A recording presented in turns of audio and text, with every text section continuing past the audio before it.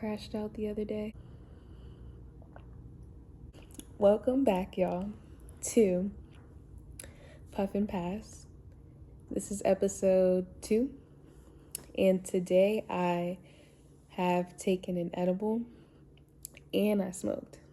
So, going hard in the paint, waka flocka.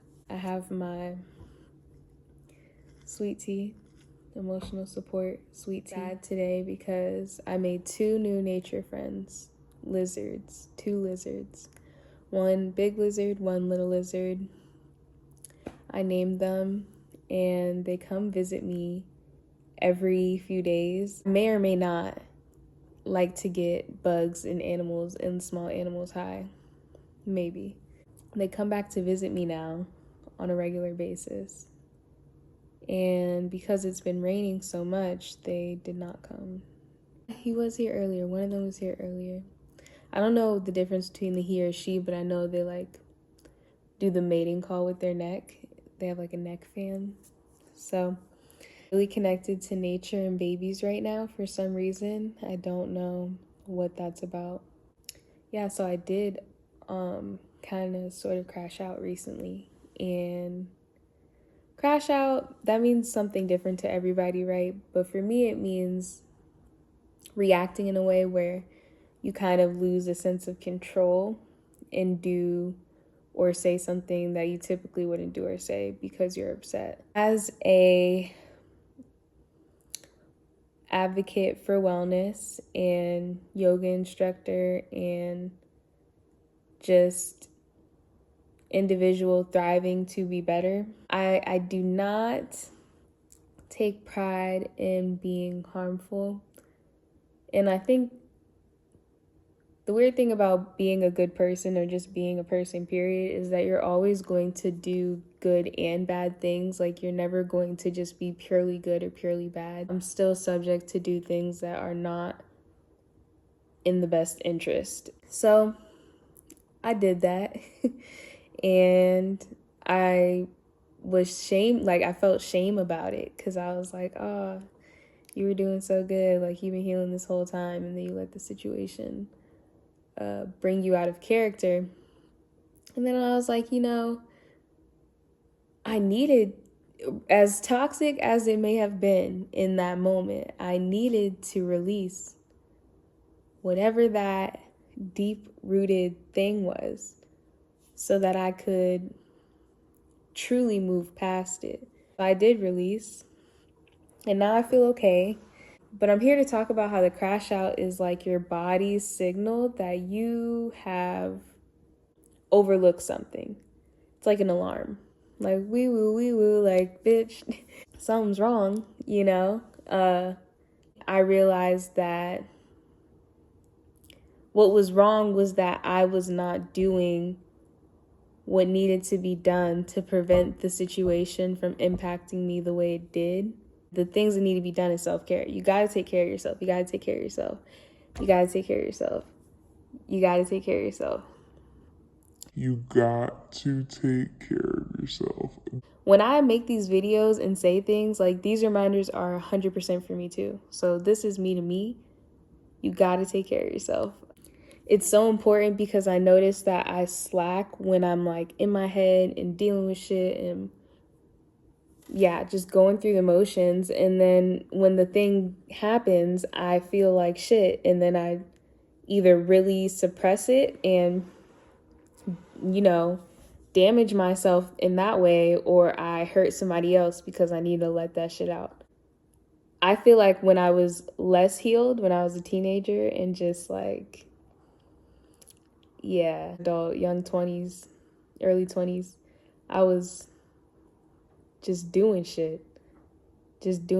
I think you take hits quicker. You might fall, but you get the fuck back up because you're in your fucking prime, basically. Not to say I'm not in my prime, but it's a different kind of prime.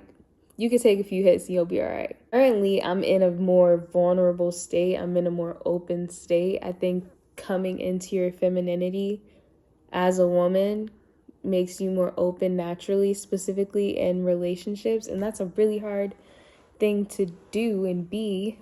It's a really hard thing to do and be. open and vulnerable and soft. It's empowering. As a woman, I get empowered when I'm in situations that allow me to be like that. But it's scary because it gives the other person an opportunity to mishandle you. And that's why I'm like, self-care, just period, will just make the hit less, it'll soften the blow. And physical activity has really been helpful for me and just my mindset, period, really helpful. It's not something that I was really doing when I was a teenager because I was just doing shit. Like, I was just doing shit. I did do sports, but I didn't commit to any because I was like not really into it all the way. I'm more of an artist. I work with my hands. I almost did track, and I think I should have done track. I think I could have done track or like gymnastics, something like that. I managed basketball, and my team was good that year. Oh God, yeah. So now as an adult, I try to be more active. I walk, I do yoga. I like workouts. It just really depends. I like personal training. I like personal training a lot. I want to get back into that. Until then, I would probably do like a gym. I think a gym membership is on my horizon. I haven't done Pilates. I assume it's similar to yoga. So I feel like I could do it, but I've never really formally tried Pilates. Yeah, physical activity really helps the blows soften as well. You forget about it for a second, which is nice. And I guess like it releases endorphins. Or somebody like me and you're trying to stay in a caloric deficit, then it really helps with that because you lower your calories for the day when you burn calories.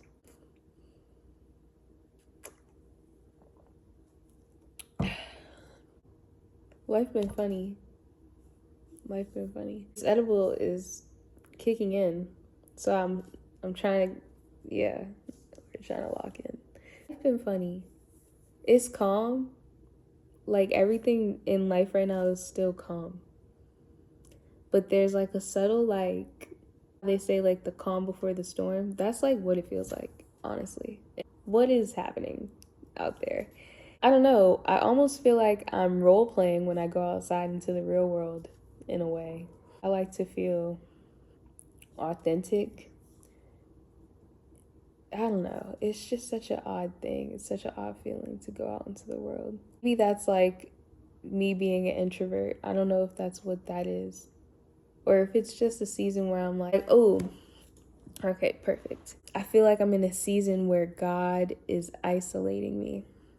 And it's been such a painful season to be in because I surprisingly want to socialize with people. Like I surprisingly want to talk to people and do things. That's how I've been feeling.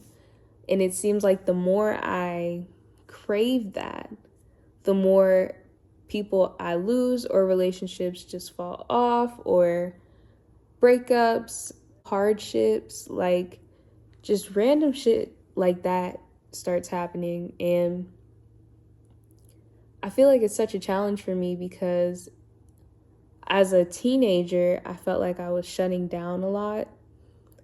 So that would essentially not allow connections. Like the few friends that I did connect to as a teenager, I feel like there was like unhealthy attachment. Like it was just like all up in each other's business all the time. Like no real autonomy. Like that's how you knew we were like close because we were spending all our time together. Because as a teenager, I didn't really care. I was just like, I mean, we cool, but I wasn't really affectionate. I didn't really feel like, close to people. And that was just because of shit that I had going on. And I was really mean a little bit as a teenager. So I had to learn how to be in connection, period. I don't know if I ever really mastered that during those times. Now that I have, and I know what I want, feels like God like takes away what you want for a moment to watch you work for it. And I'm like, that's not a bad thing, but it feels Usually when you're isolated, you're having to do something outside of your comfort zone. It's just uncomfortable and scary, lonely, a tad bit frustrating and annoying, you know. If you have any self-respect, like, you may chase people for a moment when you really like are trying to avoid the loneliness, but eventually you stop and you accept and you surrender to the fact that like people are leaving your life despite the fact that you want them to stick around. And it's just such a weird space to be in. I realized like this is where I do my best work, right? Because I don't have the distraction. I was looking back at my camera roll and I was like, oh my God, like I've been distracted ever since I like, started feeling myself. And that was a bit ago. And I'm like, damn, I wonder how much further I would be if I wasn't so focused on whether or not such and such liked me back and wanted to like build a future together, Because in none of those situations was I ever ready for that. Only in my most recent situation was I ready for that. And the timing just felt so terrible. Like if there was a worse time for me to meet a soulmate or somebody I love, that was the time. And so then you get back to the isolation and I'm just like, oh man, like God will like give you a taste of what's in store for you and then send you back like on some Cinderella shit, like send you back to the house to clean for your grimy ass stepmom and your stepsisters, knowing that you're meant for something more. I haven't seen that movie in a long time, but I'm sure she was in the house for a bit before she realized who she was. Even about realizing who you are, like that's the first step, and then like working toward it. Like God, the universe, I don't think life gives you handouts. I think the most successful people really had to put in hard work that typically you don't see from the outside looking in. It looks easy from the outside looking in, but from my experience, it takes a lot of work to elevate yourself to the next level. And it just, the bar just keeps rising. I aspire to find peace in isolation. I aspire to learn how to embrace it and thrive in it instead of dread it. And I don't want to suffer in that space because it's a space that I have to be in. It's a space that I was placed in. And I really do believe it's a space that I'm meant to help others move through. And that's why I talk about anything that I talk about, because I feel like somebody's meant to hear it. That's really it. I feel like that brings me to my last point, which is how your fears are failing you. I truly believe this for myself, that I've been in a fearful place lately. I'm fearing so much, even though I've experienced what I consider like the worst stuff. I've been through and gotten through what I feel like I've just experienced in my life. I feel like I'm good, like I'm prepared. I'm prepared. Part of me questions, like I always procrastinate right before I'm doing some life-changing shit. And I talked about this in one of my last videos, how procrastination is just delaying the result. And you know that, right? And you know this, man. But you continue to self-sabotage. Like real shit. My crash out was self-sabotage.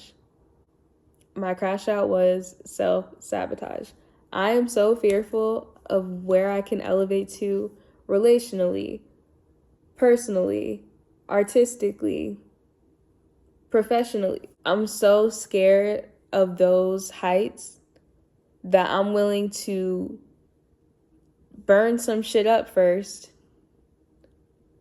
and then see if it survives my path to greatness, right? Which you're not gonna take some ashes with you, because why would you burn some shit up first? instead of stepping back and seeing if that thing is meant for you, it'll follow you or it'll come back.